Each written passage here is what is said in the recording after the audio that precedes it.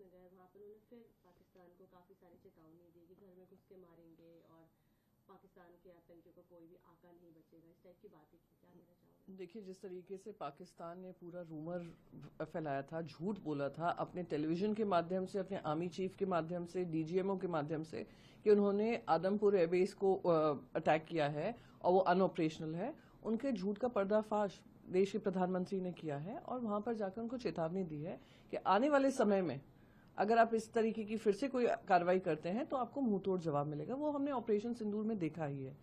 सवाल ये है, क्या सेम आसिम मुनीर और शहबाज शरीफ अपने किसी भी एयरबेस में लैंड कर पाएंगे जिस तरीके से Indian army, Indian armed forces, Indian air force और नेवी ने उनको ध्वस्त कर दिया है। जहां से आतंकी एयरबेस यूज हो रहा था, उसको खत्म करने का काम हमने ऑपरेशन सिंदूर के माध्यम से किया है।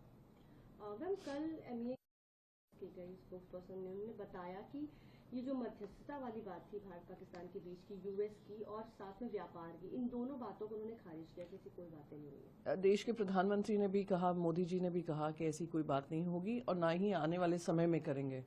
पर सवाल ये है, बार बार डोनाल्ड ट्रंप जिस तरीके से बोल रहे हैं, मैं उम्मीद करती हूँ external affairs ministry US representatives के साथ ये पिकअप करेंगी और वो भी जो अपने स्पीचेस में बार बार रिपीट करे जा रहे हैं उसको रोकने का काम करेंगे।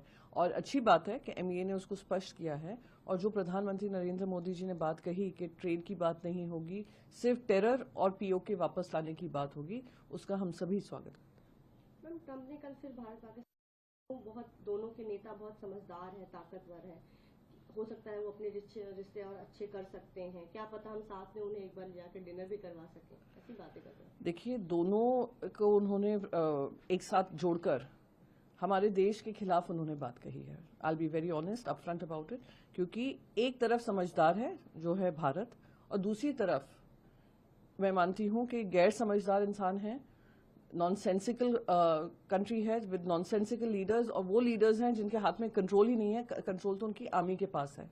तो सच्चाई यही है कि जो भी बार बार डोनाल्ड ट्रंप बोल रहे हैं, मुझे तो लगता है कि उनको ये उम्मीद है कि इससे उनको नोबेल पीस प्राइज मिल जाएगा। पर मैं उम्मीद करती हूँ वर्ल्ड लीडर होने के नाते वो रशिया और यूक्रेन वॉर में मध्यस्थता करके उसको रोकने का काम करें और जो इजरायल पे लगातार हमास का अटैक होता है और हमास को खत्म करने का काम करें।